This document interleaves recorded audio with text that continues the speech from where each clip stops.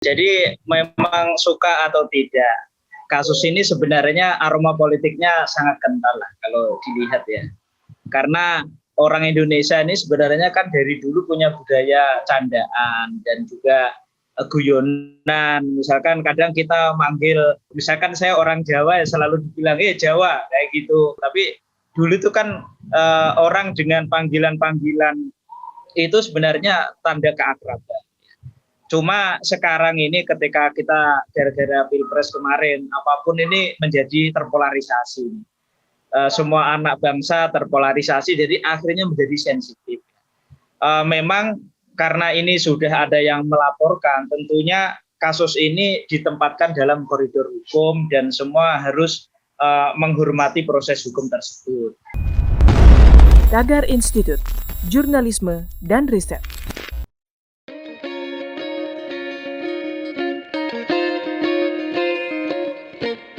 Halo Tagarians, para penonton Tagar TV dan juga pembaca Tagar ID, ketemu lagi sama saya Kori Olivia.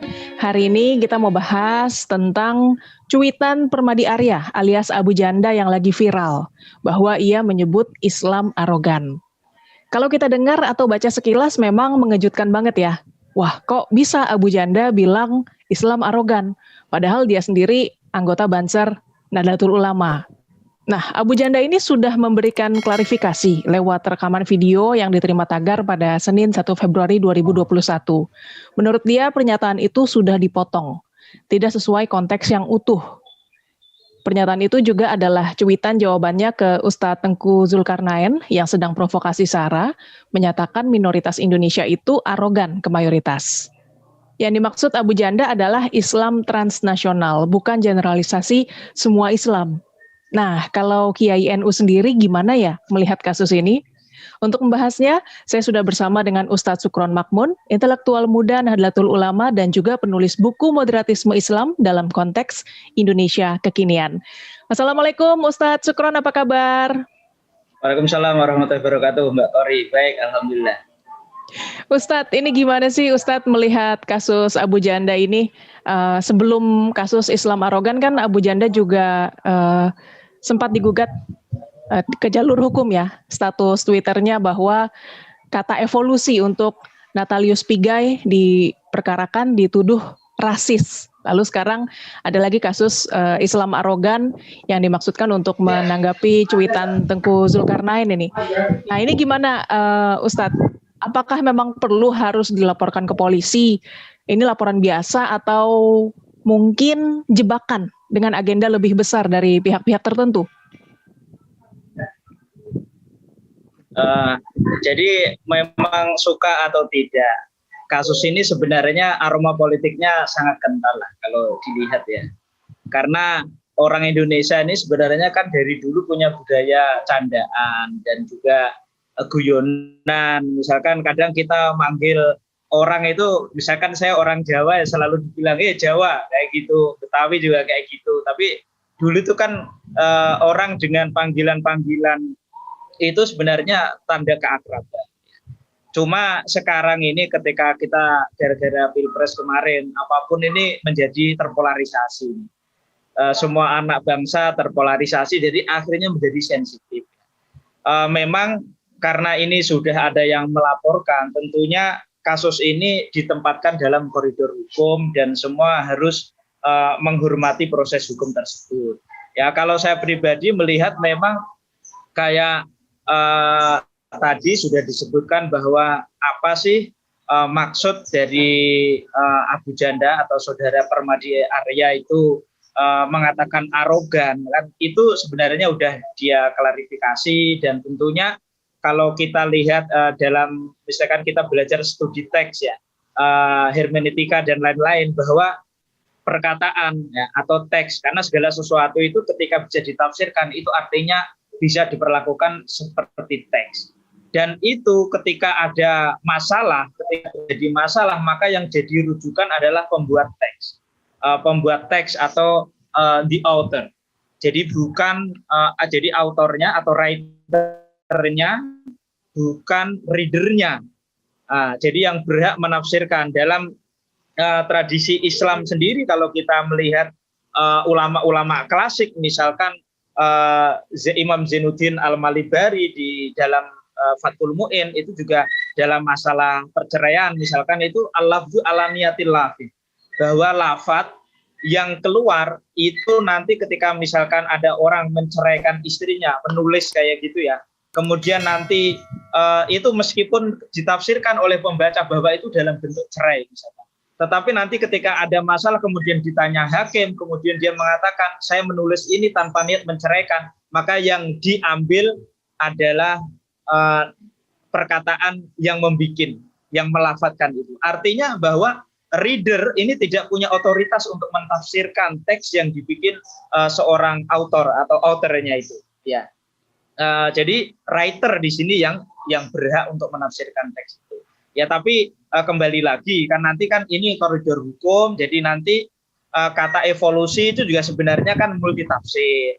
Kemudian arogan ketika tadi sudah diklarifikasi bahwa apakah itu mungkin kalau saya pribadi melihatnya itu sebagai bentuk otokritik lah, karena memang di kita ini sebagai mayoritas banyak sekali melakukan tindakan-tindakan yang dalam tanda kutip ini bentuk arogansi sebagai mayoritas ya. Misalkan ada wawancara di TV, kemudian di depan kamera menyiramkan air di muka lawan bicaranya, itu kan contoh bentuk arogansi ya yang dilakukan oleh oknum kelompok mayoritas ya. Kemudian misalkan menyalurkan aspirasi yang mengganggu fasilitas umum, itu juga sebenarnya bentuk arogansi ya. Mungkin itu yang dimaksud ya. Kalau saya melihat itu sebagai otokritik, karena saya sebagai muslim, sebagai mayoritas, itu saya lihat sebagai otokritik. Dan kemudian saya melihatnya juga bahwa ini adalah kritik yang konstruktif. Karena memang, kenapa demikian? Karena memang banyak sekali oknum ya dari kalangan muslim ini yang menempatkan makna Islam tidak pada tempatnya sebagai agama yang penuh kedamaian. Jadi akhirnya ketika ada dari orang kita sendiri yang mengatakan itu saya rasa ini bentuk dari kritik yang konstruktif, harus kita sikapi secara positif, seperti itu Mbak Kori. Ya, Abu Janda ini kan seorang aktivis anti radikalisme dengan cara parodi ya, Ustadz. Dia itu buat plesetan dari nama Abu Jandal, teroris ISIS ya. Nah, Abu Janda ini dengan caranya membuat para teroris dan radikalis jadi tidak menakutkan. Tapi cara Abu Janda membuat orang-orang yang tidak menyukainya sangat marah. Ini gimana nih menurut Anda sendiri, Ustadz? Jadi saya melihat Saudara Permadi Aryani kan sebenarnya tampil mewakili perasaan banyak orang yang merasa tersudutkan oleh gerakan hoax dan transnasionalisme. Ya, itu terjadi kenapa? Karena saat ini anak-anak bangsa ini mulai jenuh dengan sikap fatalisme para tokoh ya. Dan itu sebenarnya hanya satu dari jutaan rakyat atau masyarakat ya. Dan itu sebenarnya suara dia itu kan sebenarnya tidak terlalu nyaring dibanding para tokoh kita. Cuma masalahnya dia ini kan bukan siapa-siapa ya. Jadi makanya orang itu gampang sekali untuk menyerangnya. Tapi memang ya, saya secara pribadi juga kalau di dalam tradisi kita para kiai itu kan orang mengkritik walaupun dengan parodi itu kan harus tetap ada batasan-batasan. Artinya jangan sampai melanggar konstitusi, terus kemudian jangan sampai menggunakan bahasa-bahasa yang kurang simpatik ya. Ya mungkin ini yang jadi sasaran tembak juga karena memang watak dia atau cara dia ini kan meledak-ledak, kemudian ya sudah watak bawaannya itu tidak sesuai dengan budaya ketimuran. Meskipun kalau orang-orang yang pernah ketemu itu sebenarnya dia sendiri itu secara pribadi bukan tipe orang yang suka ngejek sebenarnya. Jadi dia ini sebenarnya ya biasa, cuma itu sebenarnya menggunakan bahasa sindiran-sindiran, parodi gitu ya. Kalau saya sebagai orang yang ya sudah hampir kepala 4 gitu ya, memahami itu sebagai hal yang biasa ya. Seperti itu Mbak. Tapi memang kembali lagi memang kalau gerakannya itu ya, gerakan melawan kelompok-kelompok intoleran, radikalisme itu memang harus kita apresiasi. Tetapi kesalahan dia dengan menggunakan bahasa-bahasa simpatik yang kadang kasar, yang tidak sesuai dengan budaya ketimuran itu harus kita kritik dan harus kita nasehatin gitu. Nah, tapi kembali lagi kita juga tidak bisa menghakimi dia, ya, karena dia bagaimanapun manusia biasa. Tidak bisa menghakimi dia secara berlebihan yang melebihi kapasitas dia. Seperti itu. Iya. Bahkan mantan Menteri Kelautan dan Perikanan Susi Pujiastuti juga terganggu sampai mengajak semua orang untuk unfollow Abu Janda di Twitter. Tapi sebenarnya kan Abu Janda ini bisa kita bilang diperlukan ya Ustadz ya untuk menghadapi kelompok radikalis dan separatis yang terus meluaskan pengaruhnya di media sosial ya. Ya memang itu ya. Itu salah satu orang yang dengan tulus, artinya kenapa saya bilang karena dia itu kan bukan anggota partai, bukan pengurus ormas, dan juga bukan yang ikut gabung dalam relawan Jokowi misalkan yang secara resmi. Artinya dia ini tuh kan berawal dari keresahan dia. Saya lihat seperti itu, keresahan dia, kemudian dia melakukan satu counter. Jadi ketika melakukan counter itu tindakannya itu ya perlu kita apresiasi.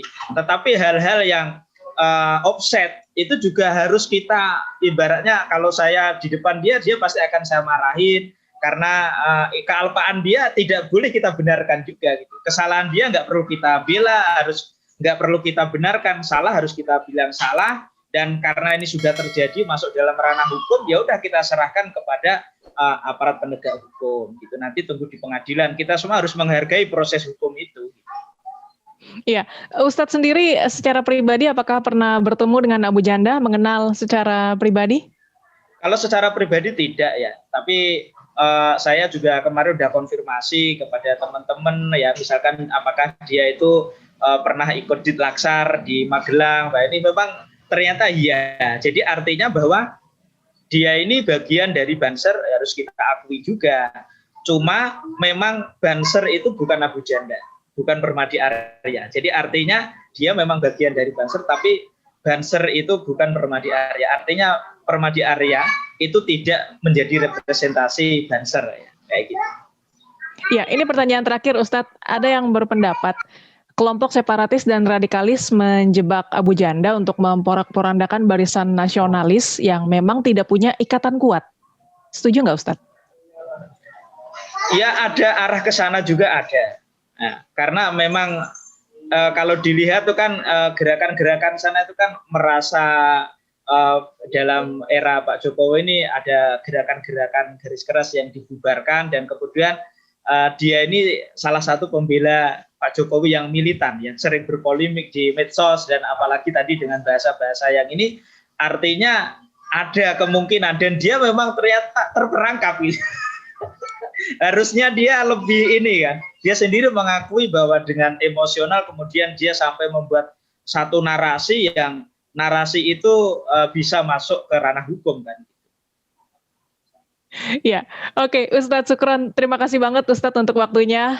Sehat dan sukses selalu ya Ustadz ya. Sama-sama, terima kasih Mbak.